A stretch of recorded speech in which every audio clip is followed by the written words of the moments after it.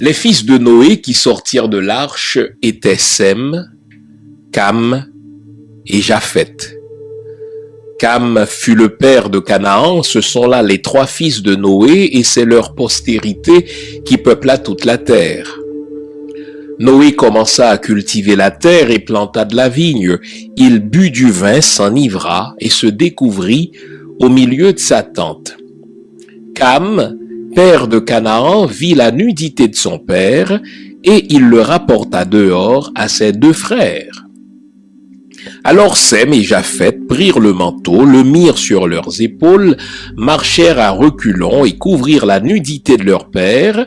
Comme leur visage était détourné, ils ne virent point la nudité de leur père. Lorsque Noé se réveilla de son vin, il apprit ce que lui avait fait son fils cadet. Il dit, « Maudit soit Canaan, qu'il soit l'esclave des esclaves de ses frères. » Il dit encore, « Béni soit l'Éternel, Dieu de Sem, et que Canaan soit leur esclave. Que Dieu étende les possessions de Japheth, qu'il habite dans les tentes de Sem, et que Canaan soit leur esclave. » Noé vécut après le déluge 350 ans. Tous les jours de Noé furent de 950 ans, puis il mourut. Voici la postérité des fils de Noé, Sem, Cam et Japheth. Il leur naquit des fils après le déluge. Les fils de Japheth furent Gomer, Magog, Madai, Javan, Tubal, Méchec et Tiras. Les fils de Gomer, Ashkenaz, Riphat et Togarma. Les fils de Javan, Elisha, Tarsis, Kittim et Dodanim. C'est par eux qu'ont été peuplées les îles des nations selon leurs terres, selon la langue de chacun, selon leur famille, selon leur nation. Les fils de Cam furent Cush, Mitzraïm, Pout et Canaan. Bonjour le monde, bonjour mesdames, bonjour messieurs, mise en onde de Juni l'image, caméra Winidjé, microphone le pasteur Jean-Fils Aimé. Comment allez-vous en ce dimanche matin? Content de vous retrouver à ce rendez-vous hebdomadaire, à cette émission Lumière sur le monde. Cela nous fait vraiment plaisir de vous savoir si nombreux et nombreuses à suivre, n'est-ce pas, cette émission. Eh bien, vous l'avez compris, nous sommes dans un contexte qu'on appelle le contexte post-George Floyd. C'est le contexte dans lequel on déboulonne les statuts des esclavagistes, on déboulonne les statuts des racistes, on déboulonne les statuts de ceux qui ont cultivé des préjugés contre les autres ethnies, contre les autres peuples. Mais une petite question pour vous. Ne devrions-nous pas aussi penser à déboulonner les religions à saveur raciste? Vous l'avez entendu. Nous vous avons lu un texte dans lequel, littéralement, Dieu maudit des peuples et leurs descendants et bénit l'esclavage et invite d'autres peuples à les réduire en esclavage. Les fameux descendants de Cam, les damnés, les maudits de la terre, la Bible, la religion juive, la religion judéo-chrétienne légitimise l'esclavage des descendants de Cam. Qu'est-ce que nous, descendants de Cam, devrions faire de cette religion? Ne devrions-nous pas penser à la déboulonner aussi? Nous allons donc, tout le long de cette émission, parler de la manière dont on peut ou dont on doit s'éduquer contre le racisme. On l'a vu dimanche dernier, le racisme a beaucoup à voir avec l'éducation qu'on reçoit dans la famille, l'éducation qu'on reçoit à l'école, l'éducation qu'on reçoit dans notre culture. Eh bien, le racisme a beaucoup aussi à voir avec la religion, l'éducation religieuse. Eh bien, quand on découvre qu'une religion fait la promotion du racisme, ne devrait-on pas songer à la déboulonner aussi. Donc, comment s'éduquer contre le racisme? Voilà le sujet de ce matin. Je vous espère réveillé. Pour cela, je vous invite à vous faire une bonne tasse de thé, une bonne tasse de café, une bonne tasse de chocolat chaud. En tout cas, offrez-vous tout ce qui est de nature à vous garder attentif. Nous allons parler des vraies affaires. Bon samedi.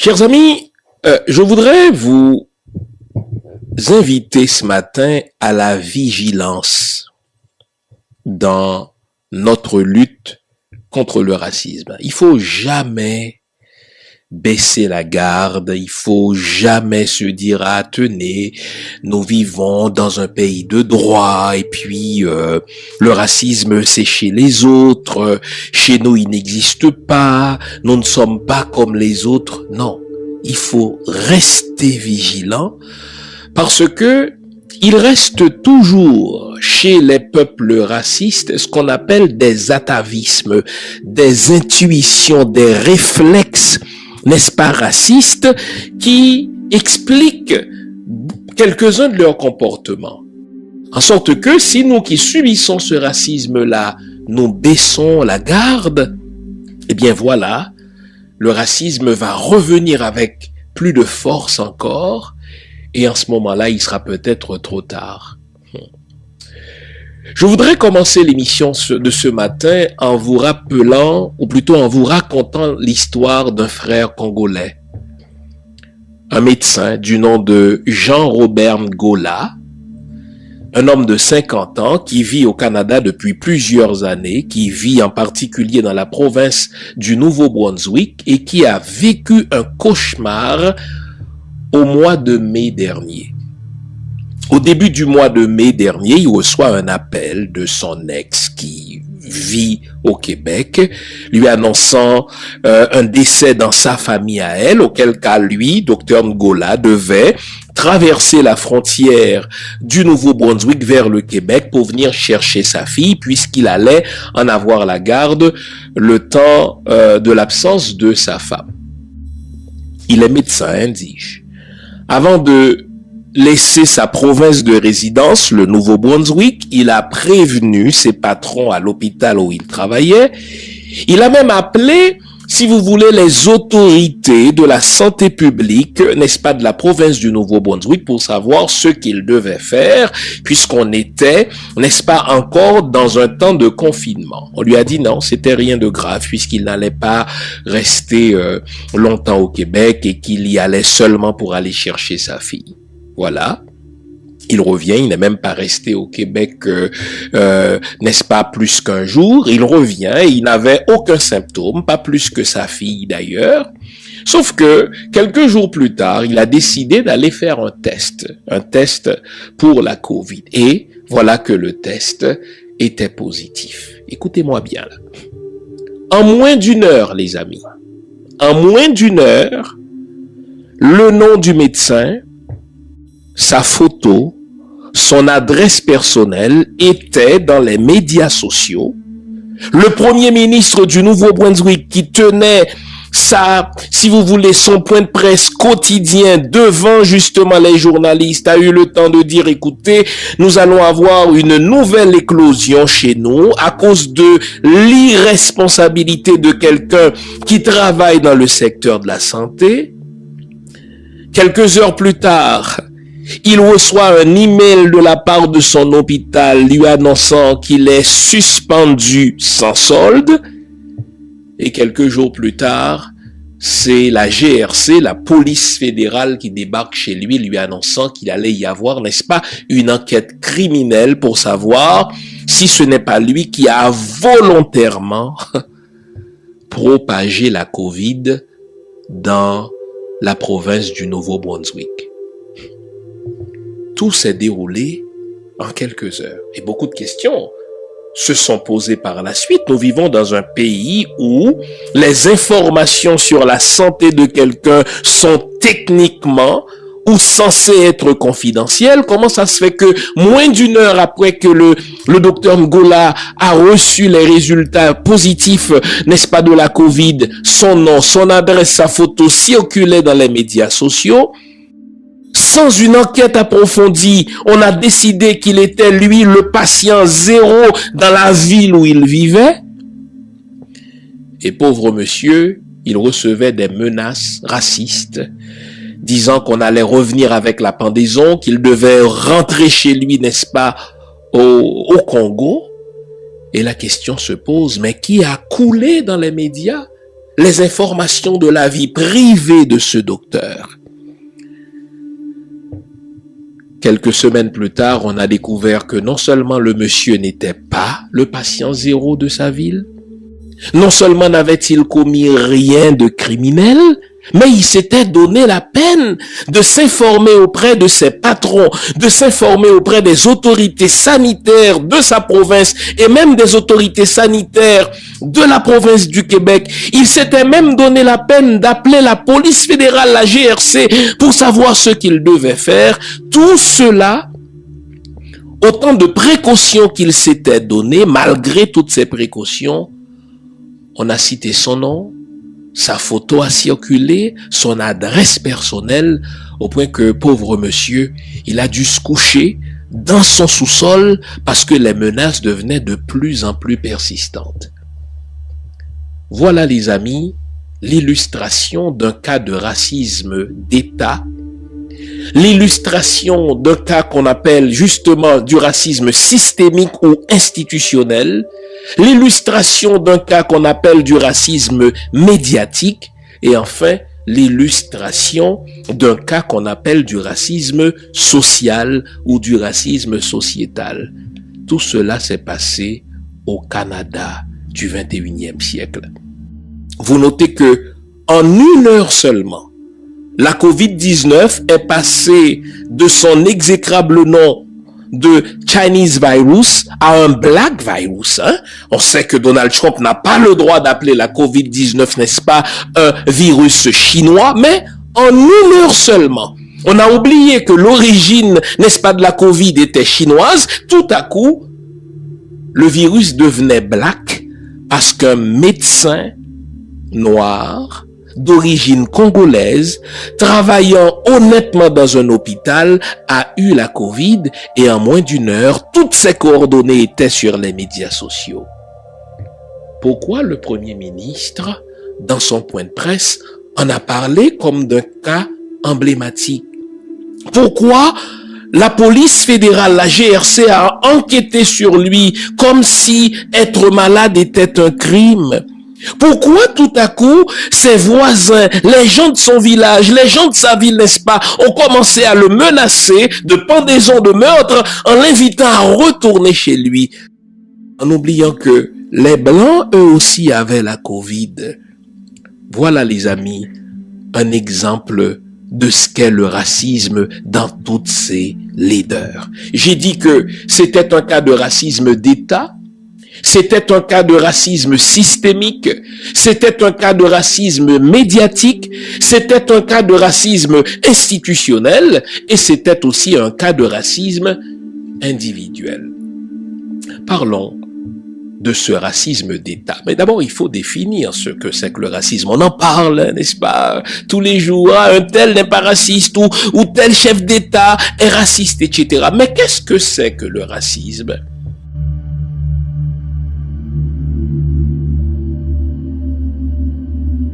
Eh bien, le racisme, c'est cette théorie qui veut qu'il existe plusieurs races parmi les humains, que non seulement il existe plusieurs races, mais que certaines d'entre elles sont supérieures à d'autres, et que celles qui sont supérieures à d'autres, n'est-ce pas, ont le droit de dominer les autres au nom de leur supériorité. On a beau démanteler ou défaire cette théorie en disant que non, il n'y a pas plusieurs races humaines et que parfois à l'intérieur même d'un groupe ethnique, il y a beaucoup plus de différence entre deux individus qui ont la même couleur de peau que deux individus qui ont des couleurs de peau différentes, mais qu'à cela ne tienne, n'est-ce pas, les rumeurs, les mauvaises idées, les idées pseudo-scientifiques ont la couenne dure, le racisme continue de plus belle et continue donc à motiver le comportement des gens. Quand j'ai lu cette nouvelle, quand j'ai surtout suivi ce reportage, je n'ai pas pu m'empêcher de revivre les horreurs de la fin des années 80 en Amérique et même ici au Québec. Vous vous souvenez, à la fin des années 80, on parlait énormément du sida, sauf qu'en ce moment-là, on ne l'appelait pas sida, on l'appelait 4H. Vous savez pourquoi on l'appelait 4H? Le premier H, c'était pour les homosexuels. Le deuxième H, c'était pour les hémophiles. Le troisième H, c'était pour les héroïnomanes. Et le quatrième H, c'était pour les Haïtiens. Donc, tout à coup, tous les Haïtiens devenaient des porteurs du sida. Et cela allait jusqu'au point où des médecins ne pouvaient plus ausculter des patients parce que les patients disaient non, vous êtes haïtien, je refuse, n'est-ce pas, d'être ausculté par vous de peur de n'attraper votre foutu sida. C'était au point tel que certains clients refusaient d'embarquer dans certaines voitures de taxi parce que les chauffeurs de taxi étaient pour beaucoup d'entre eux des haïtiens. Eh bien, les patients disaient non, les clients disaient on va attraper, n'est-ce pas, le sida si on embarque dans cette voiture.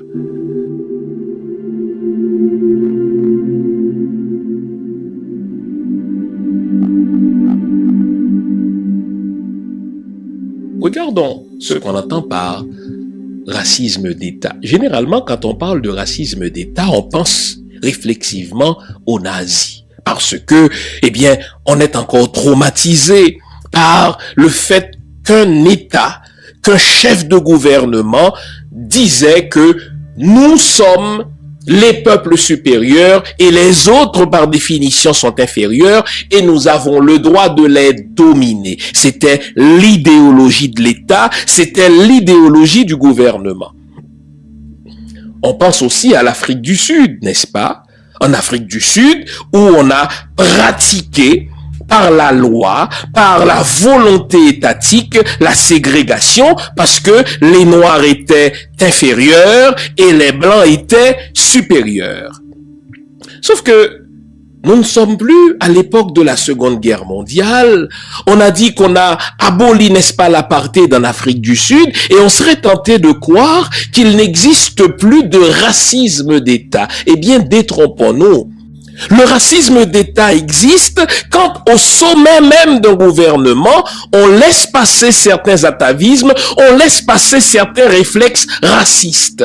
Malgré le fait que l'origine de la COVID-19 est scientifiquement établie comme étant chinoise, ça n'a pas empêché un premier ministre d'une province du Canada, lors d'un point de presse, de dire « Nous avons une éclosion dans une ville dans notre province parce qu'un travailleur dans le domaine de la santé a été assez irresponsable pour propager sa maladie. » Et le temps de le dire, la maladie devenait black.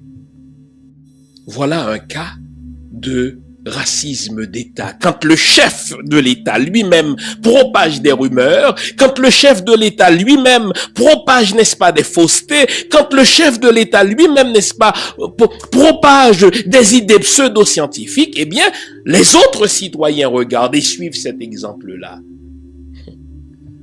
Depuis quand, dans un pays de droit, être malade était un crime? Depuis quand, dans un pays de droit, être malade, n'est-ce pas, entraînait automatiquement de l'ostracisme? Nous sommes quand même au 21e siècle et pourtant, le Premier ministre est tombé dans ce panneau. J'ai dit donc qu'on a là un exemple de racisme d'État. Mais c'est aussi une illustration de ce qu'on appelle le racisme systémique. Vous savez, le racisme systémique s'entend de cette manière. À un moment donné, une société a été conçue, elle a été pensée par des gens d'un certain groupe ethnique. Après un certain nombre d'années, on n'a plus besoin d'intervenir à chaque fois pour faire en sorte que ceux qui ne font pas partie de ce groupe ethnique, n'est-ce pas, n'aient pas les mêmes privilèges que les autres. Le système fonctionne par lui-même en matière d'emploi, en matière d'autorité, en matière de logement, par exemple. S'il s'agissait d'un médecin blanc qui avait contracté la COVID à la suite d'un voyage dans une autre province, la chose aurait été réglée différemment. Ce ne serait pas le premier médecin à avoir contracté, n'est-ce pas, la maladie, pas plus qu'il n'aurait été le premier citoyen canadien à avoir attrapé, n'est-ce pas, ce virus. On aurait demandé à ce médecin, tout comme on demande à d'autres personnes, n'est-ce pas, de s'isoler pendant 14 jours, pendant une dizaine de jours, le temps, n'est-ce pas, d'être traité. Mais là, puisqu'il s'agit d'un médecin noir, d'un médecin congolais, la chose a pris une autre tournure. En moins de 2 heures, le médecin a reçu un email de son employeur l'informant qu'il était suspendu sans solde, les amis. Pour quelle raison? Parce qu'il était malade. C'est aussi un cas de racisme médiatique. Pensons-y, les amis. Si aujourd'hui, on imagine qu'à chaque fois qu'il y a un cas de terrorisme, cet acte terroriste doit être perpétré par un homme musulman, mais c'est à cause des médias. Parce que depuis le 11 septembre 2001, à chaque fois que les médias vont nous présenter un cas terroriste, eh bien, c'est des actes terroristes qui sont perpétrés soit dans un pays musulman ou par des hommes musulmans. Or, savez-vous, la réalité, c'est que depuis les années 80, les actes terroristes sont en baisse constante dans le monde. Et, écoutez bien, moins de 1 acte terroriste sur 10 est commis par un homme musulman dans le monde. Est-ce que vous entendez ça? Moins de 1 acte terroriste sur 10 est commis par un homme musulman dans le monde. Donc, contrairement à ce que les médias nous présentent, contrairement à la conclusion qu'on pourrait tirer rien qu'en regardant, n'est-ce pas, les nouvelles, eh bien, les actes terroristes, n'est-ce pas, ne sont pas perpétrés en majorité par des hommes musulmans. C'est généralement par des occidentaux. Donc, voilà comment le racisme est nourri, n'est-ce pas, dans nos pays. Comment s'éduquer contre le racisme? Telle est la question et c'est ce que nous allons faire au cours de l'émission d'aujourd'hui.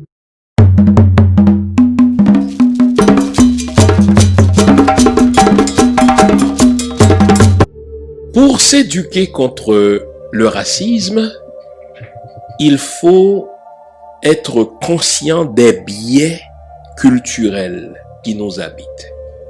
Car il y a aussi un racisme culturel. Je vais prendre un exemple pour vous. Si je vous dis la musique classique, si je vous parle de musique classique, dès que je dis musique classique, vous pensez à un certain nombre de musiciens, tous occidentaux. Vous allez penser à Beethoven, vous allez penser à Mozart, vous allez penser à Bach, etc. Donc vous notez que dès que je dis musique classique, toutes vos références sont occidentales. Or, qu'est-ce que c'est qu'un classique, que ce soit en art, que ce soit en littérature, que ce soit en peinture, que ce soit en musique? Eh bien, un classique, c'est un auteur qu'on propose comme un modèle à la nouvelle génération. Donc, si je parle aussi d'auteurs classiques en littérature, vous allez tout de suite penser à un certain nombre de références occidentales. Vous allez penser à un Racine, vous allez penser à un Molière, vous allez penser, que dis-je, n'est-ce pas, à un Victor Hugo. Là encore, les références sont occidentales. Et c'est la même chose pour la peinture, c'est la même chose dans les arts. En sorte que on finit par nous faire croire qu'en matière de culture, il y en a une qui s'impose aux autres parce qu'elle est supérieure, c'est la culture occidentale. Et cela colore même notre langage. Nous tenons pour acquis que n'est-ce pas, la culture occidentale est supérieure aux autres cultures et que lorsqu'on va parler, n'est-ce pas, de référence, lorsqu'on va prendre des exemples classiques, il est tout à fait normal que les exemples soient puisés dans la culture occidentale. Mais il faut se protéger contre cela. Il faut s'éduquer contre cela et faire l'effort, quand on parle de littérature, d'aller regarder ailleurs qu'en Occident, de faire l'effort quand on parle de musique, d'aller regarder ailleurs qu'en Occident, de faire l'effort quand on parle de peinture ou d'autres formes d'art, d'aller regarder ailleurs qu'en Occident.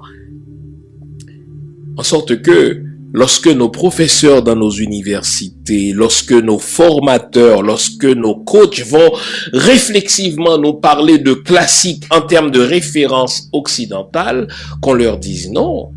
On ne peut pas nous imposer les références occidentales comme étant des classiques puisque telle culture a précédé la culture occidentale, telle civilisation a précédé la civilisation occidentale, et à force nous-mêmes de nous instruire en la matière, nous allons instruire les autres aussi en matière de racisme culturel.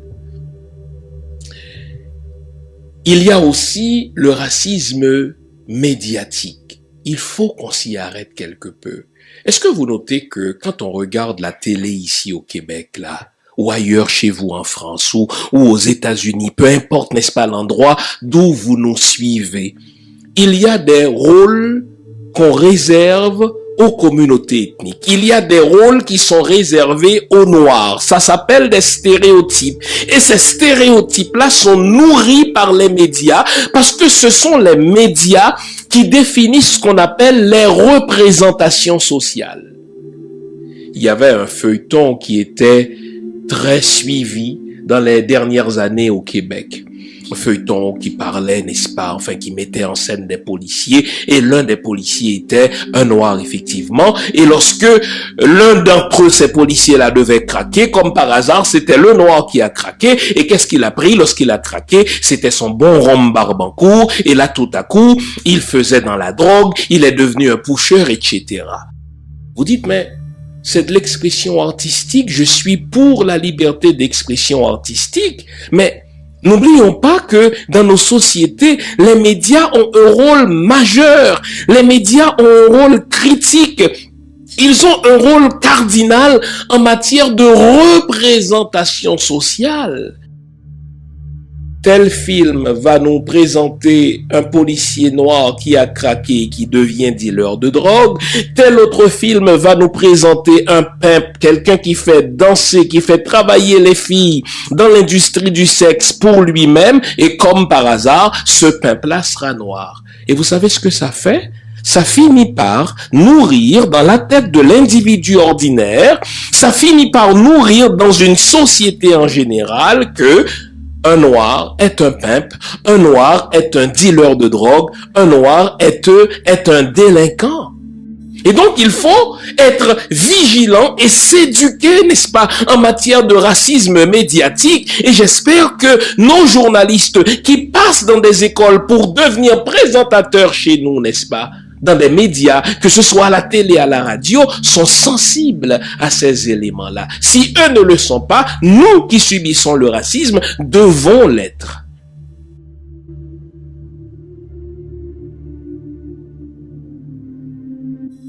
Il y a quelques mois, j'ai reçu un appel d'un média québécois qui voulait présenter les croyances religieuses non chrétiennes.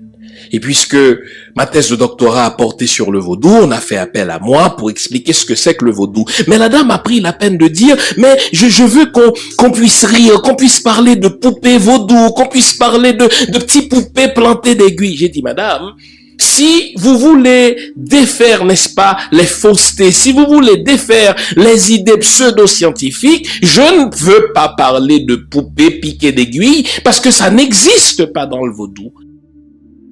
Elle tenait à sa poupée vaudou.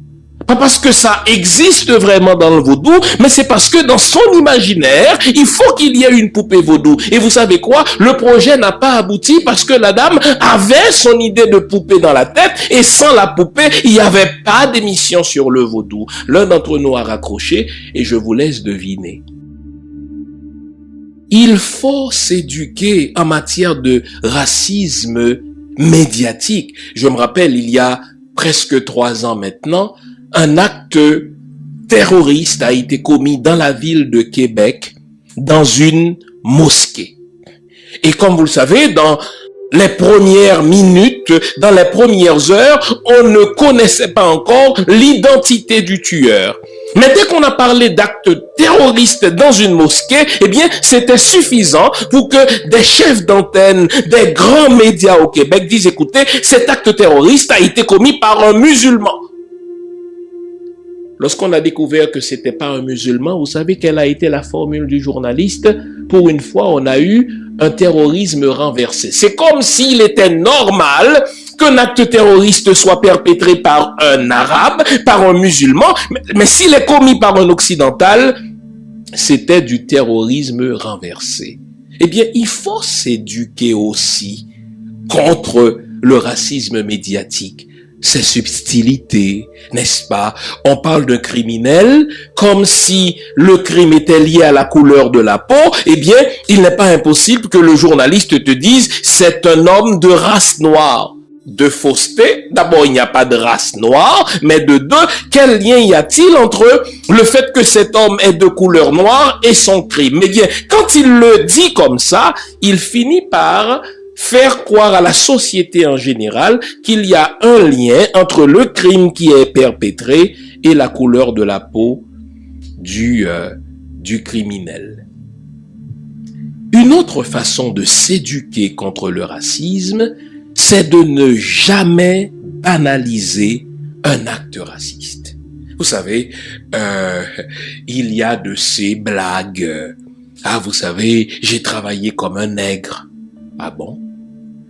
Il me semble que dans nos sociétés, on pense que le noir est paresseux et pourtant, quand le blanc travaille fort, il dit « Ah, mais j'ai travaillé comme un nègre. » Il faut pas laisser passer ça. Il est de ces blagues, n'est-ce pas, qui, quand on les laisse passer, finissent par nourrir l'imaginaire populaire parce que on les entend, nous qui subissons ces blagues-là, nous ne réagissons pas. Eh bien, si on ne réagit pas, eh bien, ça doit être vrai. Il y a cette banalisation du racisme. Mais mieux, si on veut se protéger contre le racisme et demeurer vigilant contre le racisme, il faut s'éduquer contre le racisme religieux, car il y a un racisme religieux.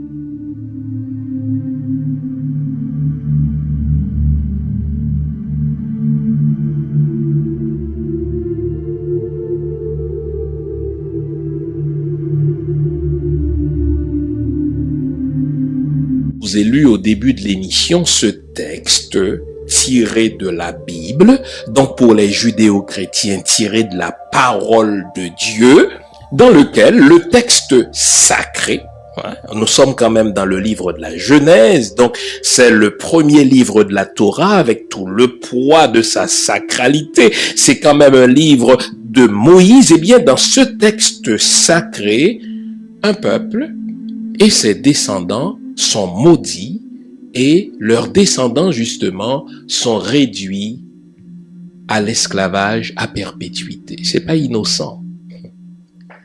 Il faut s'éduquer contre une religion qui fait la promotion de la haine. Vous pourriez toujours me dire, ah oui, mais vous savez, le texte que vous m'avez cité, c'est l'Ancien Testament. Vraiment? Je vous cite maintenant le Nouveau Testament. Je vous cite l'apôtre Paul, Romains 9, verset 13. Paul, pour ceux qui l'auraient oublié, c'est l'auteur le plus prolifique, n'est-ce pas, du Nouveau Testament, donc l'auteur le plus prolifique du canon de l'Église. Un Dieu qui dit, j'ai aimé Jacob et j'ai haï Ésaü. Imaginez Dieu est le créateur de tous les humains, donc il est notre Père à tous. Et pourtant, au sein de la famille de Dieu, il aime Jacob, donc l'ancêtre d'Israël, l'ancêtre des Hébreux, l'ancêtre des Juifs, et il hait Ésaü, l'ancêtre des Cananéens. Est-ce guère étonnant que les Juifs orthodoxes, est-ce guère étonnant que les Juifs traditionnels se permettent, n'est-ce pas, d'expatrier, se permettent de faire tout ce qu'ils veulent aux Cananéens au nom du fait que Dieu lui-même les déteste. Et le contexte dans Romains est particulièrement intriguant puisque Paul est en train d'expliquer pourquoi certaines personnes ont accès au salut tandis que d'autres seraient rejetées. Toute la doctrine de la prédestination, Dieu qui aurait prédestiné certaines gens au ciel et d'autres personnes, n'est-ce pas, à l'enfer. Imaginez. Et Paul dit, oui, il n'y a rien d'étonnant là-dedans puisque Dieu a aimé Jacob, il a haï Ésaü. Donc il faut faire ce nettoyage-là. Il faut faire ce travail de désintoxication-là. J'ai déjà cité quelqu'un qui a dit, écoutez, nous les afro-descendants, nous les petits-fils d'anciens esclaves, nous détestons tout notre passé sur l'esclavage. Mais nous chérissons la religion du maître d'esclaves, religion qui lui a servi pourtant de support et de bras idéologique pour nous maintenir dans l'esclavage. Il nous faut nous éduquer contre cela. Il y a quelques semaines de cela, je vous avais lu la prière de Boukman. Imaginez, nous sommes au XVIIIe siècle et Boukman avait déjà la lucidité de nous demander à nous de nous débarrasser du Dieu des Blancs. Ce n'est pas quelque chose de secondaire. Ce n'est pas quelque chose d'accessoire ou de subsidiaire. C'est quelque chose de fondamental que de veiller à la religion qui nous est enseignée, de veiller aux messages subliminaux qui nous sont enseignés, n'est-ce pas, par ces religions-là. Car le Dieu de la religion judéo-chrétienne est un Dieu raciste. Un Dieu qui choisit un peuple qui en rejette d'autres. Un Dieu qui donne la terre d'autres peuples à un peuple qu'il a choisi. Ça entraîne, n'est-ce pas, des effets subversifs dans notre éducation sociale. Il nous faut donc faire ou refaire notre éducation, combattre l'intoxication religieuse qui nous est inoculée depuis plusieurs siècles.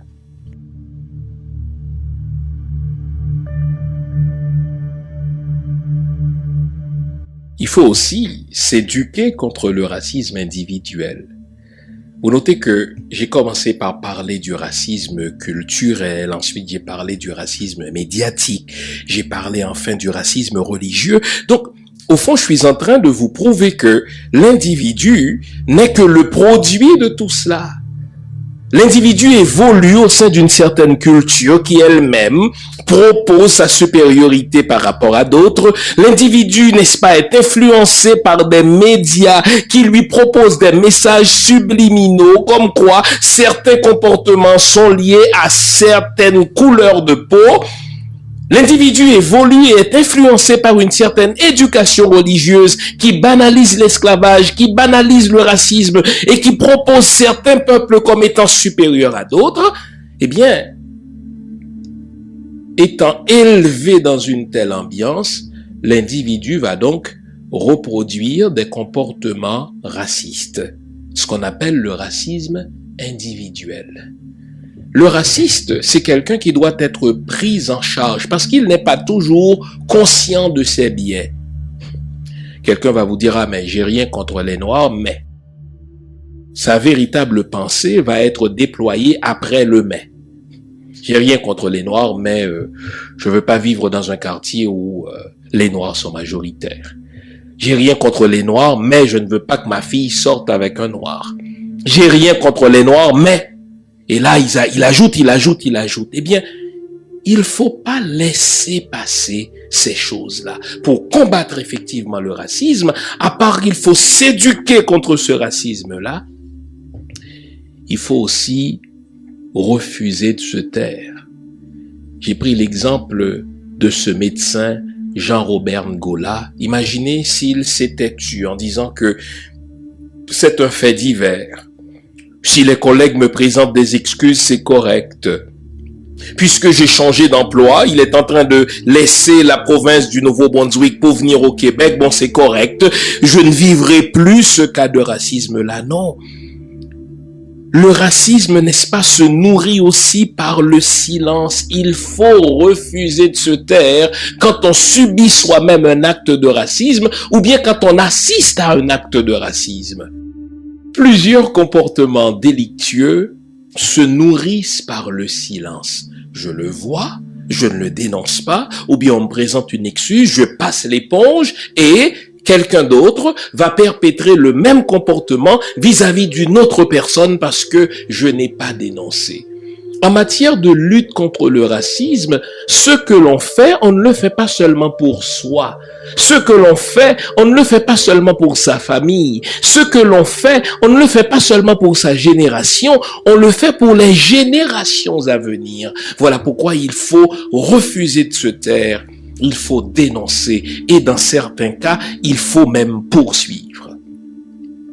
Le docteur Ngola, dont je me sers comme un cas emblématique, a décidé non seulement de poursuivre, n'est-ce pas, son employeur, l'hôpital, mais il a décidé de poursuivre, n'est-ce pas, la province, parce que le premier ministre de la province a parlé de son cas sans le nommer, mais tout le monde comprenait qu'il faisait référence à lui, en le présentant comme un travailleur de la santé irresponsable et qui serait responsable de la propagation du virus dans sa ville.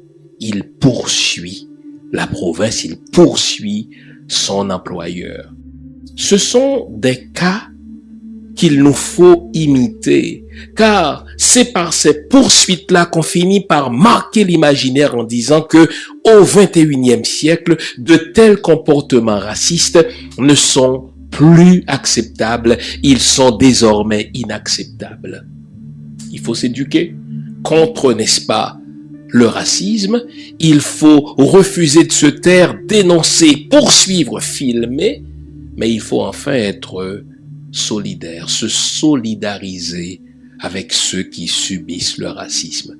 Vous savez qu'à un certain moment donné, on peut se croire immunisé contre des propos racistes, on peut se croire immunisé contre des comportements racistes des autres. Mais tel n'est pas le cas pour tout le monde. Un jeune qui subit des cas de racisme n'a pas encore, n'est-ce pas, le bouclier que vous et moi, comme adultes, nous nous sommes construits.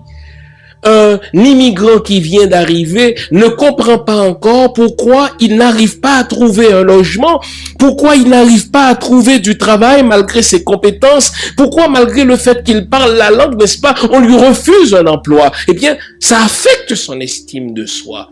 Nous, on est déjà passé par là, ça fait 20 ans, ça fait 30 ans, on est habitué, on est trempé là-dedans pour ainsi dire. Mais il faut rester solidaire de ce nouveau venu. Il faut rester solidaire de ce nouvel immigrant parce que le racisme tue. J'oublierai jamais cet exemple-là. Il remonte peut-être à 25 ans. Un homme instruit qui arrivait de l'Afrique et qui arrivait au Québec avec toute sa famille parce que le Québec lui faisait des promesses mirobolantes en disant qu'il allait pouvoir exercer sa profession, que des emplois l'attendaient, que toute sa famille allait pouvoir travailler, etc. L'homme a envoyé des CV partout. Jamais ne l'a-t-on appelé. Et un beau matin, pris de découragement, ayant perdu toute confiance en lui-même, il a écrit une lettre et il s'est pendu. Le racisme tue les... Ce n'est pas quelque chose de banal. Le racisme est cruel car au-delà d'une définition académique, au-delà d'une définition théorique, appelons un chat un chat. Qu'est-ce que le racisme? Le racisme, c'est la haine de l'autre.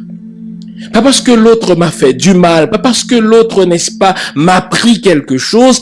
Le racisme, c'est la haine de l'autre parce qu'il est autre, parce qu'il vient d'ailleurs, parce qu'il a une autre couleur de peau, parce qu'il a une autre religion, parce qu'il vient d'une autre civilisation, parce qu'il vient d'une autre culture, parce qu'il a un autre accent, parce qu'il mange autre chose, parce qu'il danse autrement. Voyez, c'est ça le racisme. Eh bien, dans son éducation contre le racisme, il faut justement s'éduquer à aimer la diversité. Le racisme, c'est la culture de l'intolérance. S'éduquer contre le racisme, c'est s'éduquer pour la tolérance. L'autre a droit à son altérité. Il a droit à ses convictions sexuelles. Il a droit à ses convictions religieuses. Il a droit à un autre accent. Il a droit à une autre culture. Il a droit à d'autres références. Dès que je cherche à assimiler l'autre pour qu'il me ressemble à moi, pour qu'il confesse le même Dieu que moi, pour qu'il adopte le même comportement que moi, pour qu'il véhicule les mêmes convictions que moi, je suis déjà dans un mode d'homogénéisation. Et le racisme n'est pas loin. Restons vigilants, les amis. Le racisme n'est pas mort. Il ne disparaîtra pas de lui-même. Il disparaîtra lorsque chacun s'éduquera contre les diverses formes de racisme et veillera à ce qu'aucun geste raciste ne soit perpétré non seulement contre soi-même, mais que s'il est perpétré contre un autre, je le dénonce, je le condamne et je suis solidaire. En terminant, je voudrais citer un texte d'un humoriste, d'un comédien afro-américain du nom de Wyatt Cenac. Il a dit ceci. Les Noirs dénoncent depuis plusieurs générations le racisme. Ils l'ont fait calmement. Ils l'ont crié dans les rues. Ils l'ont inscrit dans leurs livres. Ils l'ont mis dans leur musique, dans leurs films, dans leurs shows, sur leurs scènes, dans leurs arts. Vous avez dansé, vous avez ri, vous avez applaudi, mais malheureusement, vous n'avez rien entendu. Le racisme, c'est de la souffrance. Le racisme, c'est de l'humiliation. Le racisme, c'est de la domination. Le racisme, c'est de l'exploitation. Nous ne devons plus l'accepter. Pour y arriver, nous devons nous éduquer contre ces diverses manifestations. Nous l'avons dit la semaine dernière, le racisme est un problème de blanc. Mais le blanc, lui aussi, a besoin d'être éduqué sur ses biais. Vous étiez nombreux et nombreuses à vous demander s'il y aurait une suite à cette série d'émissions que nous avons présentées sur comment obtenir réparation pour les injustices que nos ancêtres ont subies et que nous continuons de subir. Eh bien, pour ce faire, nous vous invitons à cliquer sur le lien qui apparaît dans la barre descriptive de cette vidéo. On vous pose un certain nombre de questions élémentaires, mais vraiment élémentaires, grâce auxquelles nous allons pouvoir rester en contact et vous informer de la suite des choses. Vous savez, à ce stade-ci, il y a de ces sujets dont on ne peut plus discuter en public, mais qu'on peut partager entre nous. Merci d'être là. On like si on a aimé, on share et on s'abonne. Si on est déjà abonné, on invite les autres à s'abonner à leur tour. Merci d'avoir été là. On se retrouve la semaine prochaine pour une autre émission du même genre.